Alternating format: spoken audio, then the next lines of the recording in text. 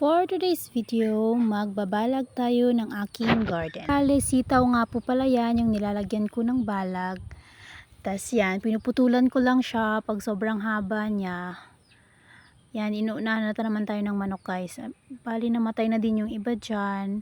Nagtanim lang ulit ako, pinatubo ko para makahabol sila. Tas yan na nga, gising na din yung dalawang makulit na yan, nakikikulit sa akin. Tsaka yung balag nga po pala yan, ang kawayan na yan, hiningilan din po natin. At thank you so much. Thank you din kay Tita Bads. Dahil sinamahan niya akong manguha ng balag kasi hindi ko naman alam paano manguha niyan. Thank you so much. Nilagyan ko pala yan ng balag guys kasi anytime soon, aakyat na po yan siya. Sana mamunga siya ng madami at maging healthy. Yun lang naman ang aking wish palagi pag nagtatanim ako ng makaani ng gulay at makalibre. Ang pagtatanim ng gulay guys, actually wala naman yan sa plano ko. Pero nakatuwaan ko na siya, tsaka nakasanayan ko na kasi pang 3 beses ko na itong magtatanim dito. Tapos tinan nyo yung dalawang yan, nagkukulit.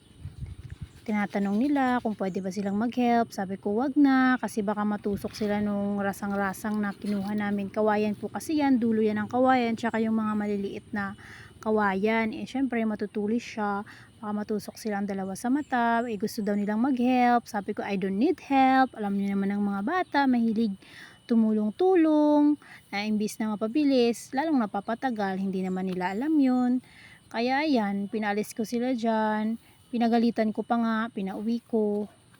Kasi syempre makulit sila guys, hindi ko na sila napilit. Pagka-garden naman talaga guys, nakakapagod siya. Pero, alam nyo ba yun, pag nag-aani ka na guys, dun mo nararamdaman yung ang sarap na sa feeling na nakapag-ani ka na, tas nakakagulay ka, tas parang iba yung sarap ng gulay pag sarili mong tanim. Siguro nakaka-relate sa akin yung mga nagtatanim, yung mga sariling tanim, kasi alam nyo, nakakalibre ka na, na ikaw ang nagtanim, tapos parang pinaghirapan mo siya, tas ang sarap sa feeling, tas ang sarap din ng lasa niya, tas ano pa siya, organic, wala kang nilagay na fertilizer, or ay fertilizer organic lang din kasi mga kitchen waste lang naman po yung ginagamit ko dyan.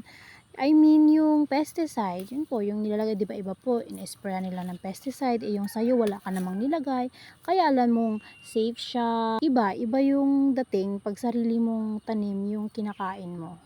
Tapos yan, yun lang ang ginawa ko ng buong maghapon ko dyan. Naubos lang yung oras ko dyan hanggang dumilim na. Tapos meron din akong tanim na pipino, na which lalagyan ko din ng balag later. Sana lang mabuhay siya.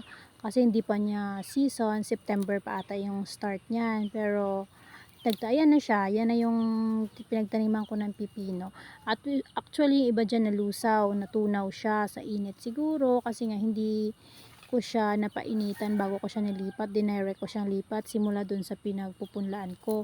Dapat daw pala ipapainitan mo muna siya ng 2 days bago mo siya ilipat direct sa soil para ang tawag daw nila doon hardening, para tumibay yung ano niya, yung puno niya, parang gano'n kasi malambot ang pipino, 'di ba? Kasi parang ano siya ng melon, bilong siya sa melon, kaya yung ano niya parang malalambot siya, unlike sa mga sitaw na matibay sila sa init. Cucumber, di ko naman alam paano magtanim niyan. Experiment lang, explore sa pagtatanim ng mga gulay. Tapos yun lang, nilagyan ko lang din sila ng bayag, patayo lang din para save sa space. Kasi alam mo yun, para madami tayong matanim. Sabi nga dyan sa akin na bakit hindi na lang daw ako bumili ng gulay, magpakahirap pa daw kami magtanim. Iba kasi yung feeling guys na may sarili kang tanim, tapos nakakawala pa siya ng isipin, alam nyo ba yun?